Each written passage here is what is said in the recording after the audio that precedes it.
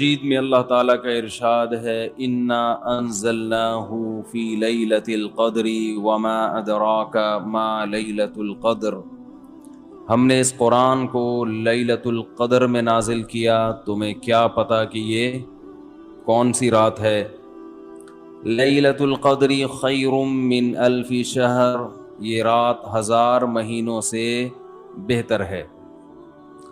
تنزل الملائکۃ والروح فیہا بإذن ربہم من کل امر، فرشتے اور جبریل اس رات میں رب کے حکم سے نازل ہوتے ہیں، من کل امر، ہر طرح کے احکامات لے کر۔